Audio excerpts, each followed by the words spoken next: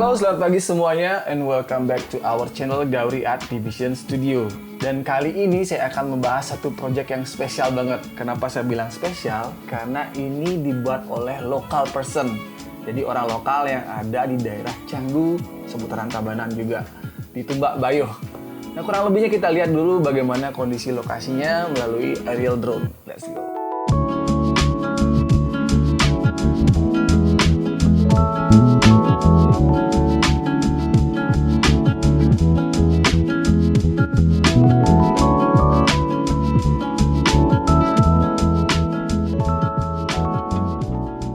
Itu kurang lebih bagaimana kondisi lahannya yang udah kita videoin melalui drone ya teman-teman. Jadi lahannya itu seluas 336 meter persegi. Dan kita diskusi dulu ya, kita ketemu bareng klien itu di kafenya, di The Leaf Cafe. Karena Turasoni ini punya cafe di depan lahannya, di bagian paling depan. Dan di belakangnya itu merupakan lahan untuk villanya. Jadi kita udah diskusi panjang lebar ya. Hal yang menarik di sini adalah kita ketemu dengan mertuanya Pak Ketut. Mertuanya Turasoni. Jadi dari Pak Ketut ini karena pengalaman beliau sebagai kontraktor sebelumnya dan sudah beberapa villa dimiliki oleh beliau, jadi banyak masukan dari Pak Ketut ini. Jadi untuk desain yang bakal kita bikin ini bahkan akan ada banyak input dari dia, dan dari Turasoni sendiri memang menyampaikan ingin mendesain 2 unit villa di mana akan dibagi dengan saudaranya. Jadi mereka sepakat membuat 2 unit villa dengan konsep Mediterranean dengan sentuhan tropical Balinese. Oke, kita bakal diskusi sekarang masalah detail plan-nya. Jadi hasil rembugan kemarin kita udah diskusi bareng masalah konsepnya, dan akhirnya kita bagi lahan itu menjadi 3 bagian ya, 2 bangunan dan 1 lahan untuk sharing bersama untuk area parkir. Jadi di sini di gambar ini kita perlihatkan untuk luasan global ya. Di bagian depan itu memang sudah ada bangunan berupa kafe, ada pelinggih atau tempat suci. Itu di bagian depan luasannya adalah 229 meter persegi. Itu tidak kita sentuh sama sekali karena itu sudah existing. Nah, di bagian belakangnya itu kita ada lahan yang akan kita garap, yaitu 336 meter persegi. Lalu setelah kita buatkan beberapa alternatif plan, akhirnya disetujui untuk dibagi menjadi 132,66 untuk satu villa pertama yang paling ujung, bagian paling belakang ya. Lalu di bagian setelahnya itu kita punya villa B dengan luasan 132,28, dan sisanya itu kita akan gunakan sebagai area sharing parking. Yang jadi problem di sini kita udah solusikan kemarin. Jadi kalau untuk parkir mobil memang kita tinggal nyiapin tempat ya, ukuran 3x5 itu standarnya. Cuma yang jadi masalah di sini adalah manuvernya. Jadi kita benar-benar harus perhatikan sekali bagaimana di saat nanti mobil bisa masuk tapi juga bisa keluar. Nah, itu penting banget dalam sebuah desain. Jadi sirkulasi kalau udah parkir, nah itu benar-benar krusial untuk sebuah desain. Oke, kita lanjut sekarang untuk desain yang pertama ya. Saya akan membahas desain Villa B dulu deh, karena Villa A bagi saya itu yang lebih spesial. Oke, kita konsepkan Villa B. Villa B ini akan dibangun untuk saudaranya Turasoni. Jadi yang Villa A untuk Turasoninya sendiri. Villa B ini dari areal parkir kita menuju ke arah pintu masuk, atau kalau orang Bali bilang pemesuan ya. Jadi main entrance ini, pintu masuk ini kita langsung masuk ke dalam. Itu ada area pool deck dan di kirinya ada kolam renang dengan luasan 2,4 dikali 5,6 dan borderless. Jadi kita bikin kondisi pool deck itu menyatu dengan bordernya, jadi nggak begitu kelihatan ya. Ini yang tren yang sekarang lagi banyak orang lakukan untuk Mediterranean. Jadi saya bikin seperti itu. Edging dari kolamnya pun tidak tajam, tidak siku gitu, kita bikin melengkung di situ. Dan dari pool deck kita menuju ke area dining area, masuk ke dalam yaitu ada dining area. Di sebelah kirinya ada sunken couch atau sofa tenggelam, dan di bagian setelah sunken couch di belakangnya itu ada kitchen area. Di saat pintu masuk kita ke dining area, setelah dining area kita juga ada toilet. Jadi di bawah itu ada toilet sudah. Lalu kita menuju ke staircase atau anak tangga menuju ke lantai 2. Tapi sebelum itu Di bawah staircase itu kita sediakan akses menuju area belakang untuk storage, laundry, panel, dan water filter room. Jadi dalam sebuah desain villa itu kita selalu wajib menambahkan storage di situ. Karena apa? Kalau pertimbangannya sebuah villa itu pasti akan banyak maintenance, dan maintenance itu membutuhkan alat-alat yang spesial ya, seperti selang, alat bersih-bersih dan segala macamnya yang memang spesial dibuat untuk pembersihan material-material yang high quality. Jadi tidak sampai merusak material tersebut. Oke, kita lanjut ke lantai 2-nya. We go to the staircase and we go up. Kita naik ke atas. Nah, di atasnya itu kita akan di bagian tangga ini kita bikin void ya. Bikin void, kita naik ke atas, kita akan ketemu dengan ruang tidur pertama. Dimana setelah naik ini akan ada lorong ya. Lorong menuju ke ruang tidur yang kedua. Memang sih size-nya memang nggak begitu, gimana ya kalau saya bilang ya. Dibilang besar, nggak terlalu besar, tapi kecil juga nggak. Masih sangat comfort dan bisa acceptable untuk sebuah konsep villa. Jadi lantai 1 itu 65,12, di lantai 2 itu 69 meter persegi.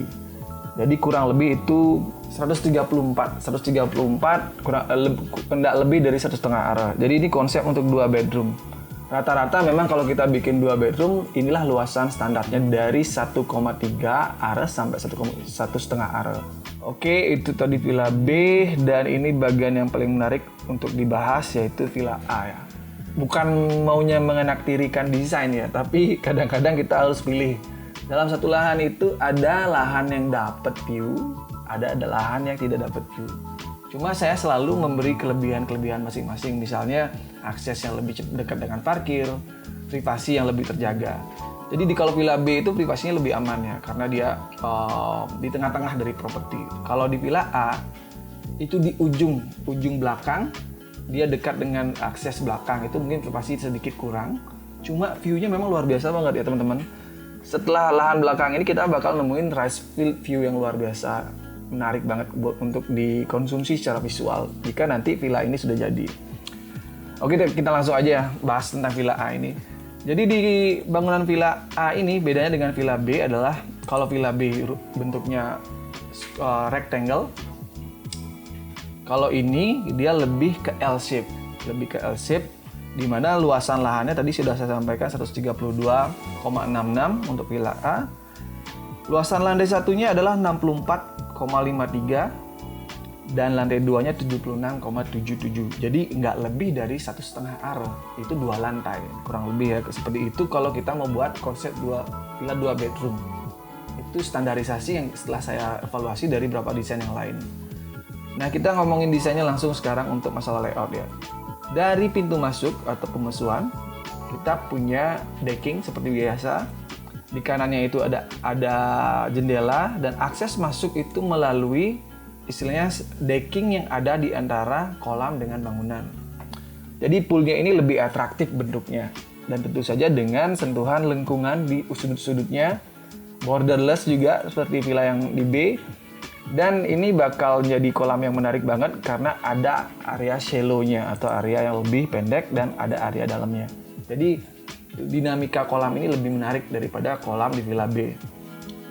Lalu setelah kita masuk ke dalam area dalam bangunan, kita akan nemuin yang pertama itu kitchen set area. Kitchen area, kalau di Bali ini bagus banget ya konsep seperti ini karena filosofinya dapur itu pasti ada api, dan api itu representasi dari Dewa Brahma, di mana itu akan melebur keburukan dan sesuatu yang membahayakan rumah itu. Jadi ini kita udah diskusi karena tradisi yang kita punya itu seperti itu, kita terapin sesuai dengan konsep tersebut. Lalu setelah kita di area kitchen, kita menuju area dining. Area dining, setelahnya kita akan nemuin staircase menuju ke lantai 2. Dan di sebelah kiri, di bagian kaki L-nya, ini kita punya toilet. Di sudutnya kita punya storage, laundry, panel room, and water filter seperti biasa. Dan paling ujung saya taruh bagian sunken couch-nya. Jadi ini maksimal banget untuk orientasi view yang kita bakal buat untuk villa ini. Jadi di bagian kaki L-nya ini kita isi sunken couch. Jadi L-nya kebalik ya gini. Ini. bukan gini. Kita lanjut lagi untuk lantai 2-nya sekarang. Jadi dari staircase kita naik ke atas. Nah, bagusnya bentuk L ini dibandingkan bentuk rectangle atau persegi panjang. Kalau kita naruh bagian tangga di bagian tengah-tengah L-nya itu akan mudah membagi akses menuju ke masing-masing bedroom. Jadi kalau di villa yang B itu problemnya untuk menuju kamar tidur yang lain kita harus melewati tempat tidur yang pertama kita jumpai saat naik tangga. Jadi kayak gang gitu. Tapi kalau ini benar-benar punya akses sendiri-sendiri gitu. Saat kita naik ke kanan dan ke kiri itu sudah punya akses masing-masing menuju setiap kamar tidur. Dan keduanya memang punya, dua villa ini sudah kita siapin juga balkon untuk memaksimalkan view yang akan dikonsumsi secara visual dari bangunan ini. Oke, kurang lebih seperti itu sih teman-teman. Untuk masalah desain, saya nggak bakal bahas lagi terlalu panjang karena konsepnya udah saya anggap ini sudah kelar ya. Kita udah melalui beberapa proses dan revisi-revisi. Ini finalisasi yang udah kita terapin untuk konsep layoutnya. Dan let's go to the next stage. Kita bakal liatin bagaimana hasil 3D-nya untuk bagian eksterior luar bangunan dan interior dalam bangunan.